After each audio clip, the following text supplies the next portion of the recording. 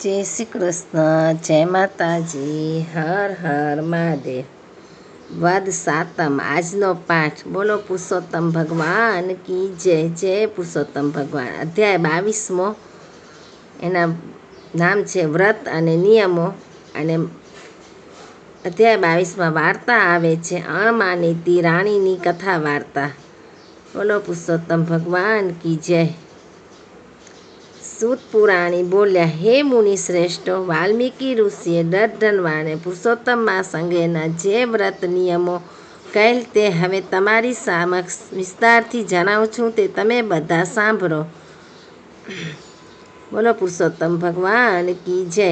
ઘઉં, ચોખા, બધા ધોળા ધાન્ય, મગ, જવ, તલ, વટાણા, ડાંગ, સામો, વાસ્તુક શાક, હિલમોચીકા ભાજી, આદુ, કાલશાક, કાકડી, કેરા, સિંધાનું, સમુદ્રનું મીઠું, ગાયનું ઘી, દૂધ, દહીં, ફણસ, કેરી, હળદે, પીપર, જીરું, સૂંઠ, આંબલી, સોપારી, લવલી, આમળા, શેરદી આદિ હવિષ્યાંત પુરુષોત્તમ માસમાં લેવું।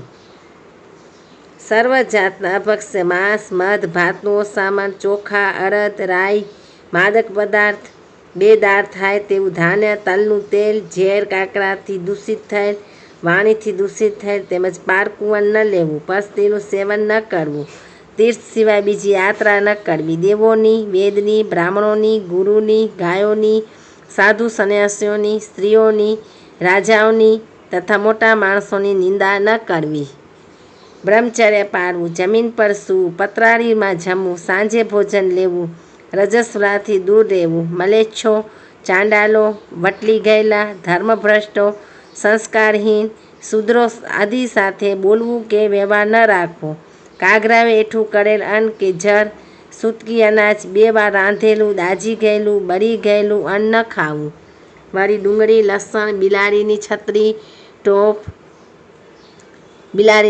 ટોપ, સવાની ભાજી, ગાજર, અળવીના પાન, મૂળા, સરગવાની સિંગ આદિ ન લેવું, પરવે કોરું, બીજે ધોળા રીંગણા, ત્રીજે પુષ્પક શાક, ચોથે મૂળા, પાંચમે બીલું, છઠ્ઠે કાલિંગરો, સાતમે ફળના શાક, આઠમે આમળા, નોમે નાળિયેર, દસમે દૂધી, અગિયારસે પંડોળા, બારસે બોર, તેરસે કાળા રીંગણા, ચૌદસે વેલાના શાક અને પૂનમે પાણીમાં થતા શાક ન લેવા, રવિવારે આમળા ન લેવા, જે વસ્તુનો નિયમ લીધો હોય તે બ્રાહ્મણને દાનમાં આપ્યા સિવાય ન ખાવી।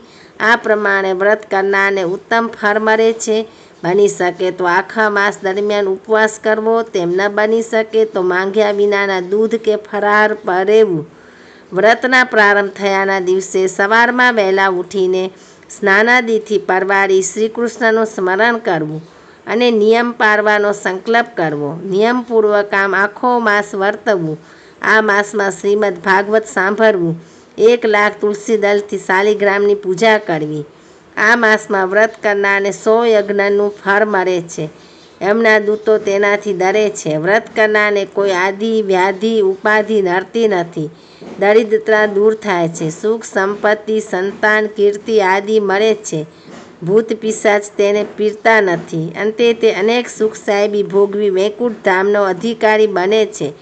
શ્રી બૃહદ નારદીય પુરાણના પુરુષોત્તમ મહાત્મ્યનો પુરુષોત્તમ માસના વ્રત નિયમો નામનો 22મો અધ્યાય સંપૂર્ણ। તો આ હતો પુરુષોત્તમ માસના અધ્યાય 22 વ્રત નિયમનો।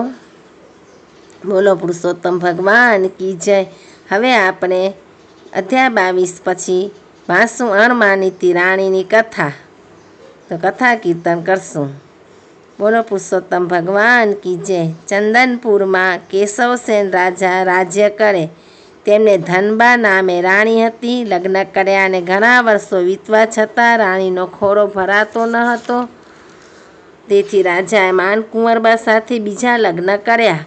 2 વર્ષમાં માનકુંવરબાને ચંદ્રસમો રૂપવાન કુંવર થયો। માનકુંવરબા રૂપવાન હતા, તેમાં દીકરો થતાં રાજા આગળ તેમના માનપાન વધી ગયા। રાજા માનકુંવરબાને માનપાન આપવા લાગ્યા અને તે કહે તેમ કરવા લાગ્યા।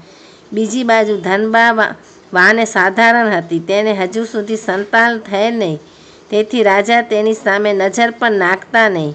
ધનબાને રહેવા માટે રાજાએ મહેલના છેવાડે 2 ઓરડા આપી દીધા, જ્યાં ધનબાને રાજા તરફથી તિરસ્કાર મળતો થયો તો પછી નોકર ચાકર તો શાના માન આપે? રાજમાં બધા જાણતા થઈ ગયા કે માનકુંવરબા રાજાના માનીતા રાણી છે, જ્યારે ધનબા રાજાની અણમાનીતી રાણી છે. માનકુંવરબા રૂપ હતું, સાથે તેને કુંવર આવતા તે અભિમાની થઈ ગયા. જીભ ઉપર તોછડાઈ આવી ગઈ. ગમે તેનું અપમાન કરતા તે અચકાતા નહીં. બધા નોકરો તેમનાથી બીતા રહેતા. ધનબામાં રૂપની કમી હતી, જ્યારે ગુણમાં પૂરી હતી. રાજા રાણી તરફથી તેમની ઉપેક્ષા થતી હતી. તેનો કોઈ ભાવ પૂછતું ન હતું. તેની પાસે બેસીને કોઈ બે મીઠા બોલ પણ બોલતું ન હતું. આવી દશામાં તેણે ભગવાનનો સહારો લઈ ધર્મ ધ્યાનમાં મન પરોવ્યું. એવામાં પુરુષોત્તમ માસ આવ્યો. ધનબાએ પુરુષોત્તમ માસનું વ્રત લીધું. તે દરરોજ સવારે વહેલા ઉઠી નદીએ સ્નાન કરવા જાય, કાંઠાગોરમાનું પૂજન કરે તથા કથા વાર્તા સાંભળે, દાન દક્ષિણા આપે અને એકટાણું કરે. માનકુંવરબા ધનબાને આ બધું કરતા જોઈ હસે, તેની ઠેકડી ઉડાડે, ભક્તાણી કહીને ધનબાને સંબોધે. રસોડાનો કારભાર નવી રાણીના હાથમાં હતો, તેથી ધનબાને જૂઠું ખાવા મોકલતી. તે એમ ઈચ્છતી હતી કે તેનું વ્રત ભાંગે તો વધારે સારું. ધનબા સમજુ હતી. તે જાણી ગઈ હતી કે માનકુંવરબા એના વ્રત તોડાવવા માંગે છે, તેથી તેને એકટાણું બંધ કરીને ઉપવાસ આદર્યા. આથી કરીને માનકુંવરબાના પેટમાં તેલ રેરાયું. એણે તો રાજાને ભંભેરવાનું ચાલુ કર્યું. તેને રાજાને કહ્યું, આ તો ફક્ત પુરુષોત્તમ માસનું બહાનું છે. ખરી રીતે તે તમને મારી નાખવા માટે આ બધું કરી રહેલ છે. તમે મરો તો એના પિયરિયા રાજ કરે. કાચા કાનના કેશવસેને રોષે ભરાઈને ધનબાને પોતાના મહેલમાંથી કાઢી મૂકી. બિચારી ધનબા તો રોતી કકડતી ચાલી નીકળી. ઉપર આભ અને નીચે ધરતી. ભગવાનનો ભરોસો હતો. આંખમાંથી આંસુઓની ધારા વહેતી હતી. ઉપવાસને લીધે શરીરમાં અશક્તિ હોવાથી તે લથડિયા ખાતી આગળ ને આગળ વધતી ગઈ. રસ્તામાં એક ગાય મરી. તે તરસે તરફડતી હતી. ધનબાએ નજીકના વહેરામાંથી પાણી લાવી તેને પાણી પાયું. ગાય પાણી પીધા પછી તે આગળ વધી. આગળ જતાં એક જીર્ણ શિવાલય આવ્યું. ધનબાએ તેને વાળી ચોળીને સાફ કર્યું, આંગણામાં પાણી છાંટ્યું, સરોવરમાંથી જળ લાવી શિવજીને સ્નાન કરાવ્યું. પછી બીલીપત્ર લાવી શિવજીની પૂજા કરી. આગળ જતાં રસ્તામાં બે ઝઘડતા નાગ જોયા. ધનબાએ બંનેને હાથ જોડીને વિનંતી કરી એટલે બંને શાંત થઈ ગયા. રાણી તો થાક ખાતી ખાતી આગળ અને આગળ વધતી જતી હતી. ઉપવાસને લીધે અને થાકને કારણે તેમની આંખે અંધારા આવતા હતા, પગ લથરાતા હતા. ધનબા તો એક ઋષિના આશ્રમ પાસે બેભાન થઈને ઢળી પડ્યા.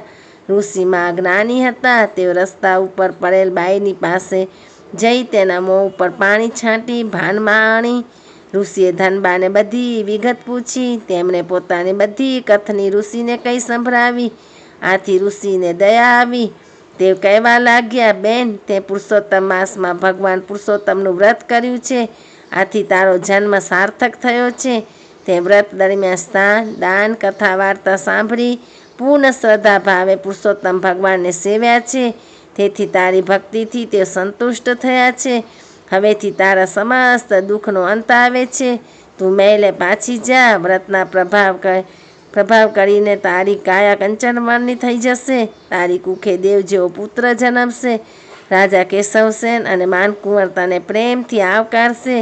ધનબા પાછા ફર્યા. રસ્તામાં પહેલાં બે નાગ મર્યા. ધનબાને બેન કહીને બોલાવી અને કપડામાં હીરા મોતી જરેલ વસ્ત્રો ભેટ આપ્યા.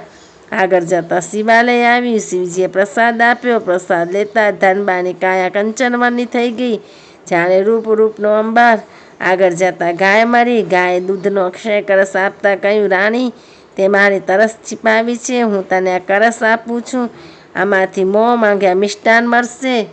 ચાલતા ચાલતા રાણી નગરના દરવાજે આવ્યા. ત્યાંથી એક ગોવાળ જતો હતો. તેણે ધનબાને જોયા. તેમનો આખો વાન બદલાયેલો જોયો. રૂપના અંબાર સમૂહ સ્વરૂપ જોઈ તે તો દોડતો રાજમહેલે પહોંચ્યો અને રાજાને સમાચાર આપ્યા કે ધનબા નગરમાં આવી રહ્યા છે. તેમના રૂપનો પાર નથી. કોઈ દેવી આવી રહ્યા હોય તેમ લાગે છે.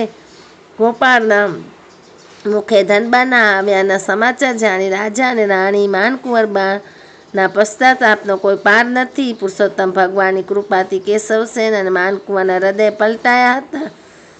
બંને પગે ચાલીને ધનબાને લેવા નગરના દરવાજે આવ્યા અને વાતે ગાતે સામૈયા સાથે તેમને રાજમહેલે લઈ આવ્યા. સમય જતાં 9 માસે ધનબાએ કલૈયા કુંવર જેવા પુત્રને જન્મ આપ્યો. પુરુષોત્તમ ભગવાનની કૃપાથી હવે બધા સંપીને આનંદથી રહેવા લાગ્યા. માનકુંવરબા પણ પુરુષોત્તમ માસનું વ્રતનું મહત્ત્વ સમજ્યા. તેઓ પણ દર પુરુષોત્તમ માસમાં વ્રત કરતા. રાજા પણ વ્રત કરતા. એમ કરતાં બધાએ પુરુષોત્તમ માસના વ્રત કર્યા. આવો છે પુરુષોત્તમ માસનો મહિમા. બોલો પુરુષોત્તમ ભગવાન કી જય. હર હર મહાદેવ.